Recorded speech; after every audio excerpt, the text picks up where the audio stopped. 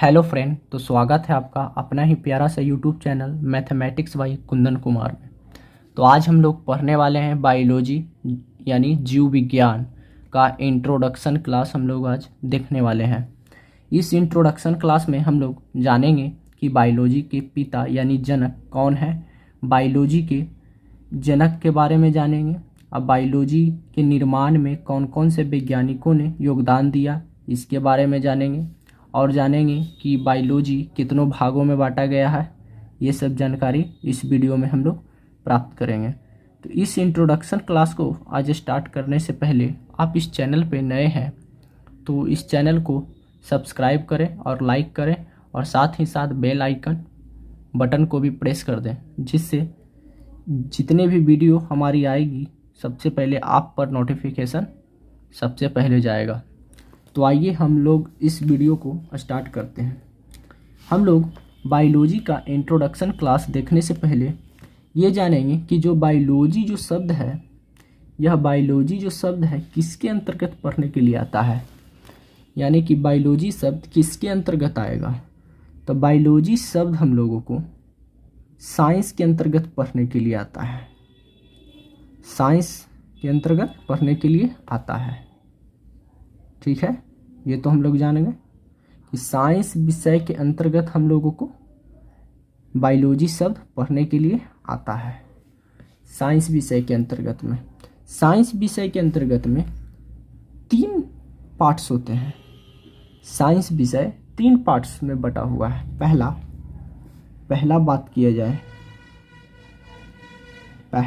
किया जाए तो फिजिक्स, पहला फिजिक्स। और दूसरा बात किया जाए तो केमिस्ट्री, तीसरा बात किया जाए तो बायो यानी बायोलॉजी। ठीक है, बायोलॉजी। पहला फिजिक्स, दूसरा केमिस्ट्री और तीसरा बायोलॉजी। यानी कि हम लोग साइंस में बायोलॉजी के बारे में अध्ययन करेंगे। किसके बारे में अध्ययन करेंगे? तो हम लोग बायोलॉजी के बारे में अध्ययन करेंगे। तो बायोलॉजी के बारे में अध्ययन करेंगे। तो यह बायोलॉजी जो है, बायोलॉजी आखिर कहते किसको हैं? सबसे पहले हम लोग ये जानेंगे कि बायोलॉजी कहते किसको हैं। तो बायोलॉजी में हम लोग सजीवों के बारे में अध्ययन करते हैं। किसके बारे में अध्ययन करते हैं? तो सजीवों के बारे में अध्ययन हम लोग करते हैं बायोलॉजी में, सजीवों के बारे में। यानी कि बायोलॉजी में सजीवों के बारे में अध्ययन करना ही क्या कहलाता है? बायोलॉजी कहलाता है। कोई भी डिफिनेशन पूछे आपसे कि बायोलॉजी किसे कहते हैं, तो आप कहिएगा कि सजीवों के बारे में अध्ययन करना बायोलॉजी कहलाता है। ठीक है, तो बायोलॉजी के डिफिनेशन के बारे में हम लोग जानेंगे। अब हम लोग जानते हैं कि बायोलॉजी के पिता कौन हैं। बायोलॉजी के पिता कौन हैं? यानी फादर, जनक कौन है, पिता कौन है? तो बायोलॉजी के पिता जो है अरस्तु को कहा जाता है। किन्हें? अरस्तु। बायोलॉजी के पिता अरस्तु को कहा जाता है, जिसे इंग्लिश में एरिस्टोटल के नाम से जाना जाता है। एरिस्टोटल के नाम से जाना जाता है, एरिस्टोटल के नाम से जाना जाता है। बायोलॉजी के पिता अरस्तु को कहा जाता है, जिसे इंग्लिश में एरिस्टोटल के नाम से जाना जाता है। ये तो बायोलॉजी के पिता हो गए। ठीक है, यह अरस्तु साहब वैज्ञानिक पिता हो गए बायोलॉजी के। लेकिन बायोलॉजी का नामकरण की बात किया जाए कि बायोलॉजी के नामकरण किन्होंने किए, नामकरण कौन किए? बायोलॉजी के नामकरण जो है 2 वैज्ञानिक मिलकर किया। पहला लैमार्क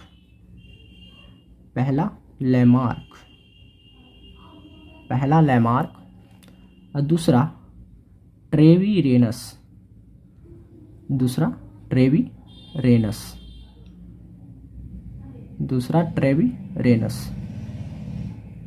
पहला लैमार्क और दूसरा ट्रेवीरेनस।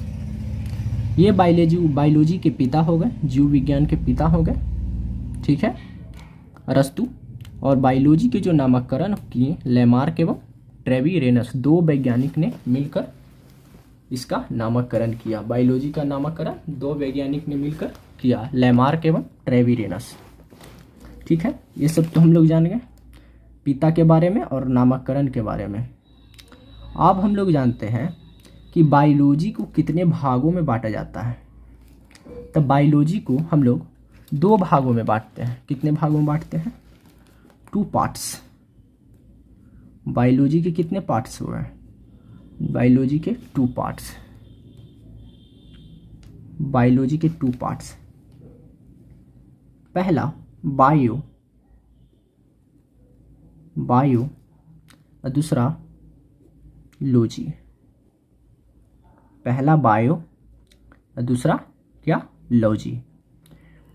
बायो प्लस लॉजी जो है 2 ग्रीक वर्ड से मिलकर बना है। आखिर बायोलॉजी शब्द कहीं ना कहीं से तो आया होगा ना, तो यह बायोलॉजी जो शब्द है ग्रीक वर्ड से मिलकर बना है। कौन से वर्ड से?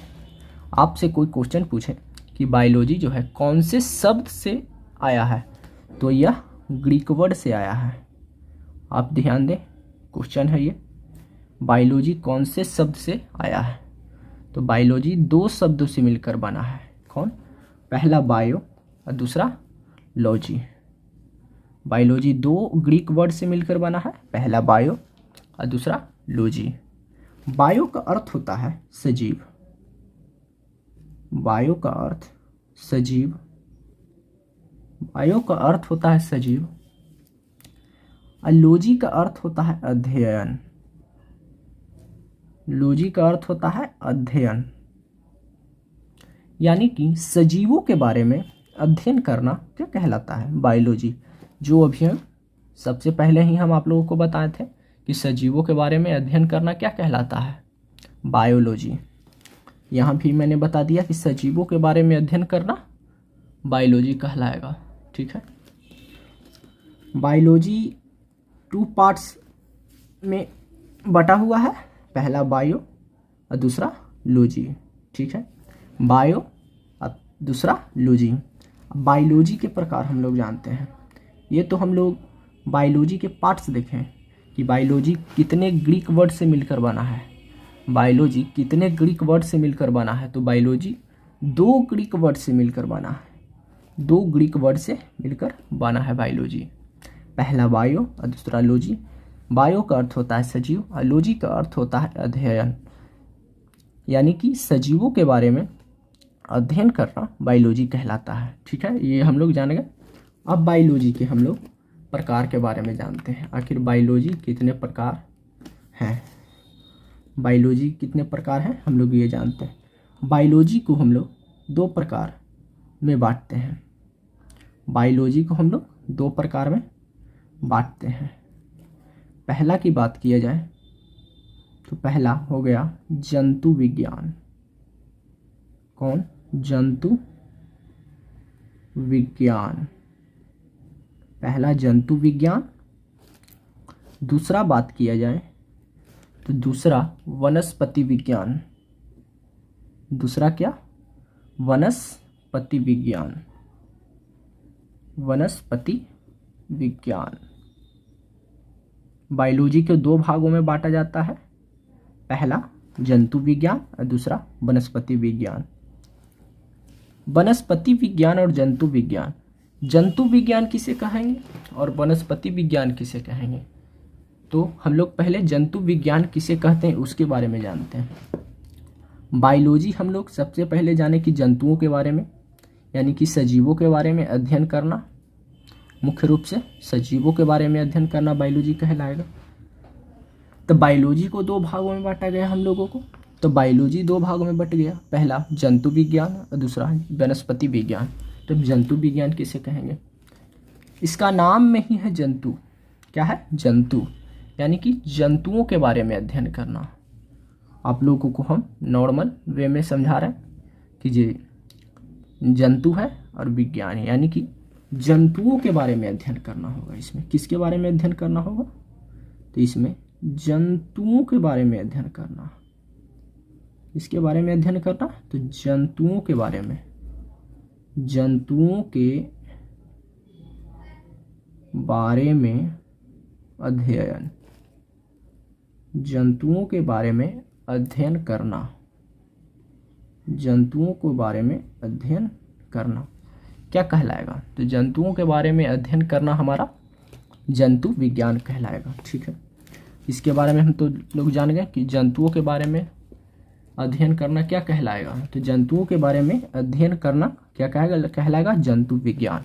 अब वनस्पति विज्ञान के बारे में जानते हैं। तो वनस्पति विज्ञान यानी कि वनस्पति के बारे में, यानी वनस्पति का अर्थ ही होता है पेड़ पौधा, पेड़ पौधा। ठीक है, वनस्पति का अर्थ ही होता है पेड़ या पौधा, यानी कि पेड़ पौधों के बारे में अध्ययन करना। ठीक है, पेड़ पौधों के बारे में अध्ययन करना क्या कहलाएगा? तो वनस्पति विज्ञान कहलाएगा। पेड़ पौधों के बारे में अध्ययन करेंगे तो वह वनस्पति विज्ञान कहलाएगा, और जीव जंतु के बारे में अध्ययन करेंगे तो हमारा जंतु विज्ञान कहलाएगा।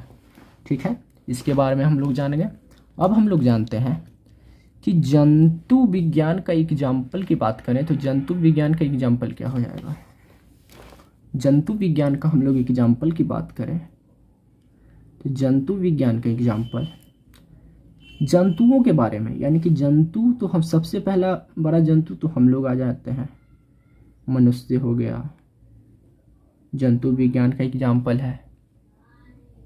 कुत्ता हो गया, जंतु विज्ञान का एग्जाम्पल है। ठीक है, बिल्ली हो गया, जंतु विज्ञान का एग्जाम्पल है। एक परिभाषा से ही हम लोग एग्जाम्पल को पकड़ लेते हैं। जंतुओं के बारे में अध्ययन करना जंतु विज्ञान कहलाता है। जंतुओं के बारे में अध्ययन करना जंतु विज्ञान। तो ये सब क्या है? ये सब सजीव और जंतु ही है। तो ऐसे कई एग्जाम्पल हो जाएंगे, मनुष्य, कुत्ता, बिल्ली, घड़ियाल, खरगोश, मेढक, मगरमच्छ, ये सब किसके एग्जाम्पल हो जाएंगे? तो जंतु विज्ञान के एग्जाम्पल हो जाएंगे। अब हम लोग वनस्पति, तो वनस्पति का अर्थ ही होता है पेड़ या पौधा के बारे में अध्ययन करना। तो इसका भी एग्जाम्पल क्या हो जाएगा? पेड़ या पौधे के बारे में अध्ययन करना। तो इसका भी एग्जाम्पल क्या होगा? पेड़ पौधा का एग्जाम्पल होगा, जैसे अमरूद, कुछ भी ले सकते हैं पेड़ पौधे में, अमरूद हो गया, आम हो गया, ये सब पेड़ पौधे हैं। ईटीसी कुछ भी हो सकता है, किसी फूल के पौधा, किसी पपीता का पौधा, किसी भी चीज़ के पौधे के बारे में हम लोग पढ़ेंगे। तो इसी के बारे में पढ़ेंगे, वनस्पति विज्ञान के बारे में। यानी कि जंतु विज्ञान और वनस्पति विज्ञान में कोई डिफरेंट पूछेगा, यानी अंतर पूछेगा आपसे, तो यही बताइएगा कि जंतु विज्ञान में हम लोग जंतुओं के बारे में पढ़ते हैं, कोई भी जंतु हो, और पेड़ पौधों के बारे में हम लोग वनस्पति विज्ञान के अंतर्गत हम लोग पढ़ते हैं। यही दोनों में मेन इसका डिफरेंट है, यानी अंतर है। ठीक है, तो इतना हम लोग जान गए। अब हम लोग जंतु विज्ञान के पिता और वनस्पति विज्ञान के पिता के बारे में जानते हैं। आखिर जंतु विज्ञान के पिता कौन है और वनस्पति विज्ञान के पिता कौन है? तो पहला जंतु विज्ञान के पिता हम लोग अरस्तु को ही कहते हैं। किन्हें कहते हैं? वनस्पति विज्ञान के पिता और जंतु विज्ञान के पिता के बारे में हम लोग जानते हैं। तो जंतु विज्ञान के पिता अरस्तु को ही कहा जाता है। ये भी बताएंगे कि अरस्तु को ही क्यों कहा जाता है। ठीक है, ये वैज्ञानिक है अरस्तु को ही कहा जाता है। इनके पिता जो हैं वनस्पति विज्ञान के पिता जो हैं थियोफ्रेस्टस। किन्हें? थियोफ्रेस्टस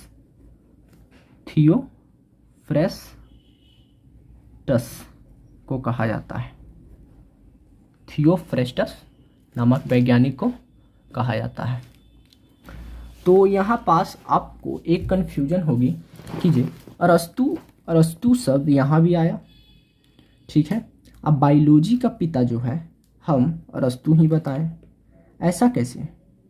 इसमें भी अरस्तु बताए थे हम आपको। देखिए, बायोलॉजी के पिता अरस्तु, देखिए आप देख सकते हैं, बायोलॉजी के पिता अरस्तु, एरिस्टोटल को कहा जाता है।